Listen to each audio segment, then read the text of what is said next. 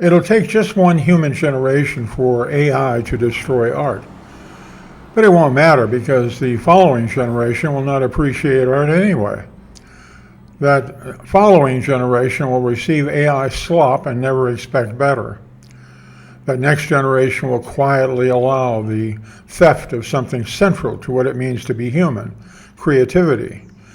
They will become consumers, dummied down, compliant, docile.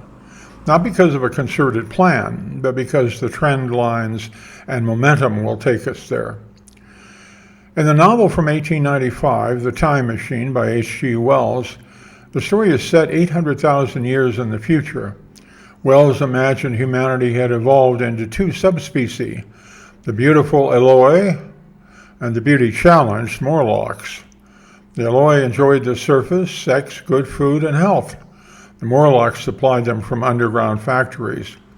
But they did so for a price. The Morlocks were farmers, and the Eloi were their cattle, their livestock. The Eloi had access to libraries, but the knowledge in them was ancient and totally meaningless. They invented nothing, they created nothing, and they were totally unmindful of the loss. Imagine AI and robot factories and farms as the supplier of food and shelter for the majority of humans. Imagine the Morlocks as 1% of humanity. That majority isn't used as food. In fact, they're well-fed. They serve best when they're fat, dumb, and happy. As to why the elite in charge maintain them at all, I really can't imagine. Maybe for the gene pool or as entertainment. You can't lord it over everyone if you are alone.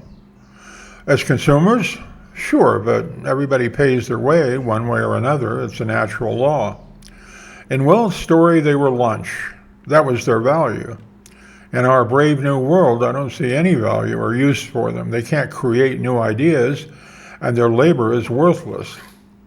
I have to laugh at the adverts that offer to do creative writing or voiceovers or graphics that promise to put the right tone in a memo to the boss, to consolidate work among disparate applications.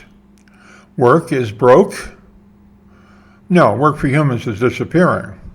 How people ever got paid for what's called work now, I can't imagine. It's like compare the number in this cell with the number in that cell in a spreadsheet. Someone I know is high up in the accounting and financial world. 5 years ago, I asked if she thought AI would take over accounting. Oh, no, it's too nuanced, too subtle. Being cynical, I thought, sure, cooking the books. Actually, the AI would be quite good at cooking the books, but it would also rat on the company with the SEC and IRS. Now, this very person spearheads the AI implementation for a large company. And yes, she knows the implication. She'll be turning off the lights when she leaves for an early retirement. It would be nice to imagine the Eloi in our future free of the need to work. They'd have time for sports and creative endeavors of all kinds. Book fairs and concerts, art shows and festivals. Outlets for everyone's inner creative spirit. The problem is when these inner yearnings are stifled for a generation or two, when AI teachers condition children to consume AI slop and think it art, so the art will have no human creators and no human fans. I do have to imagine there will be a few who resist and paint and write, and a few who appreciate that shrinking island of creativity. What I started doing here on YouTube 6 weeks ago labels me a creator. But what we creators are encouraged to do is conform in content to what is determined by the mass audience, what it wants. Art for hire. That pushes us toward imitation of successful channels. There's always been that duality, fine art, the artists pleasing themselves and creating something, and the creation of something specified by the client.